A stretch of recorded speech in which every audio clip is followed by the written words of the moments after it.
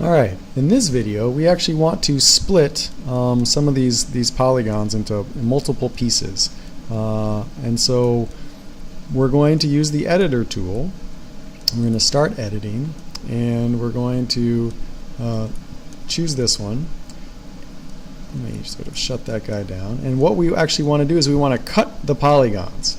And so we can move the vertices. We've done that. We could reshape them. I actually want to cut them. I want to split them based on some line that I draw. So let's say that maybe the airport is going to pave over this section, and they're going to cut. There'll be a green area over here and another bigger green grass area over here.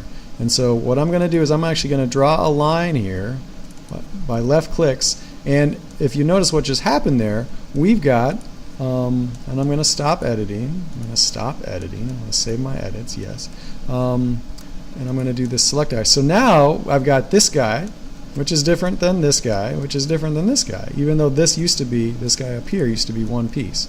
If I right click on this guy again and go to Open Attribute Table, you'll see something really interesting. What you'll see is now we've got 3 rows for our 3 different polygons. And you'll also see that the area over here, the area for this guy is still good, but the area for here still says 75122, even though this is smaller. And this guy also says 75122. This is a problem, right? Because what was the original area attribute when we calculated it, it was the true area of the polygon.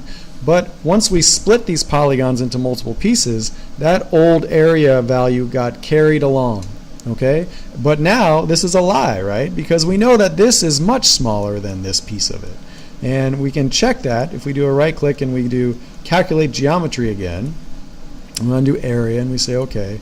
We'll say yes, all these warnings. Right now we see, okay, yes, this is much smaller than this guy, than this guy. All right, and so this is again, oh, and sorry, I think when I did that, this is important. I think when I did that, it only did it on the selected one. So let's calculate the geometry again. So let's say yes. Let's say okay here. Let's say yes. Okay. All right. Because none of the polygons were selected this time, it actually passed through, and so these are all now good area calculations. I hope that made sense.